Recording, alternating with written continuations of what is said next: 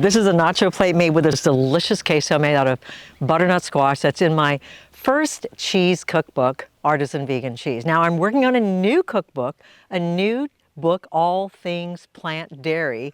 But this is from the original, I don't know, the original book. And it's so easy, it's so healthy, and the staff at Rancho deserves it, so I'm gonna take it over to them. Come on. All right, as I mentioned before, this is ridiculously easy because we're starting out with yogurt, which is already a fermented food. Now, I actually made this yogurt last night. It's made out of soy and cashews, with a little bit of oat, but you can follow one of my yogurt recipes on another episode of Miyoko, The Vegan Good Life, where I show you how to make yogurt several different ways. Or you can buy a store-bought yogurt, just make sure it's unsweetened. So you want to get a yogurt that has no sugar in it because you don't want that sweetness. We're going to get plenty of sweetness from the butternut squash. So we're starting out with 3/4 cup of yogurt, which is going to go right into my blender. I'm going to add 3/4 cup water, 5 tablespoons of nutritional yeast, 1/4 cup of cashews. I'm going to add 3 tablespoons of tapioca flour. I'm going to add half an onion, puree it all, and then I need a cup of roasted butternut squash. I just cooked this in the oven until it was really, really tender. And this is going to add not only flavor, touch of sweetness, but color as well. And then for a little bit of kick and a smoky flavor, I'm going to add a chipotle pepper in adobo sauce. I like it spicy. I'm adding the entire pepper, but you can start out with a half. We're just going to puree this all and pour it into a pot.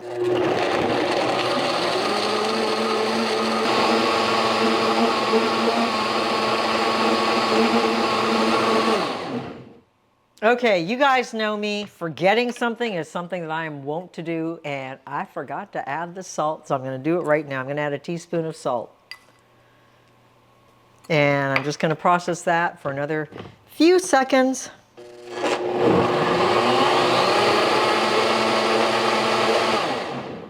All right, and into the pot it goes to cook up until it's stretchy and hot. All right, I did buy some tortilla chips, but if you're looking for something that's healthy, that isn't fried in oil, you can make your own tortilla chips. It's so simple. I just got these tortillas, these corn tortillas, and I quartered them. If they're bigger tortillas, you can cut them into 6.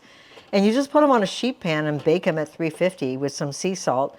And they literally turn into tortilla chips. They're really good. And you could air fry them as well, but I find the oven works just as well. And I have more room there. So what you want to make sure is that you're not stacking them like that, because you want them to cook individually, which is why I prefer the oven. You got more room in there. A little overlapping is okay. It's inevitable, but okay. I'm just going to sprinkle that with sea salt and get them in the oven. And we're going to have homemade, oil-free, non-fried tortilla chips for our nachos. It's thickening up. Now, just because it's thick doesn't mean it's ready. You want to thicken it up to a point where it's actually kind of stretchy, and that's when you know it's done. It will have a gloss, a sheen. It will not be dull in patina. So just keep cooking until it's kind of gooey and stretchy like a cheese sauce.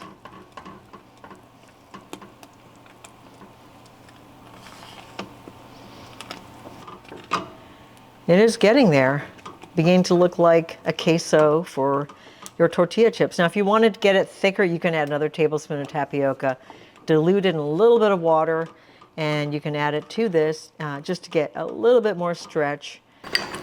Now I'm going to add a little bit more tapioca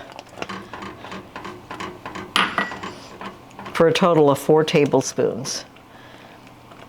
Now I'm beginning to get that stretch. I think that looks pretty gooey.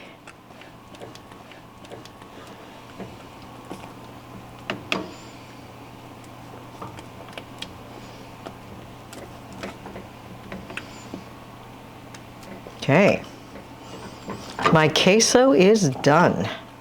While we're here, I'm just going to roast some jalapenos that I can chop up on top. If you on a little bit more heat. We don't have fresh tomatoes right now that are local, but you can get some salsa if you like, or you can just have it like that. I'm going to serve my nachos with some crumbles from another episode, my instant crumble and burger mix made out of red lentils and brown rice or bulgur wheat. You could add black beans if you like as well. These chips are almost ready.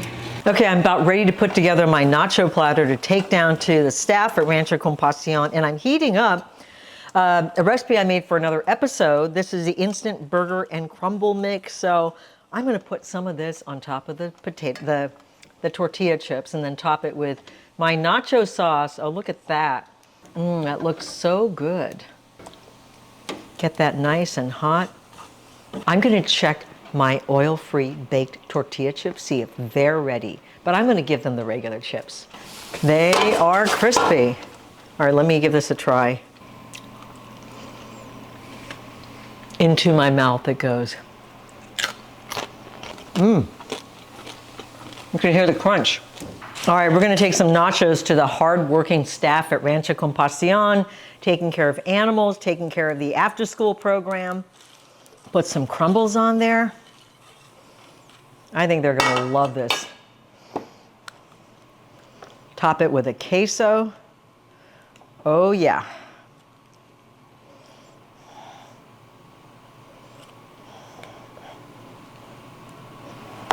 Some jalapenos, some cilantro, just a little bit of salsa, and then we got to get it down there before it cools off.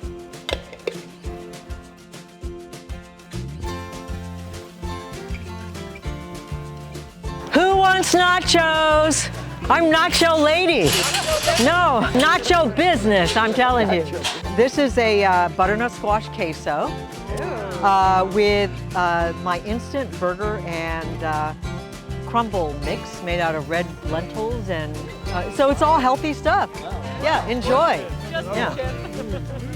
This is, I can't believe this is kind of, it's like stringy. Yeah.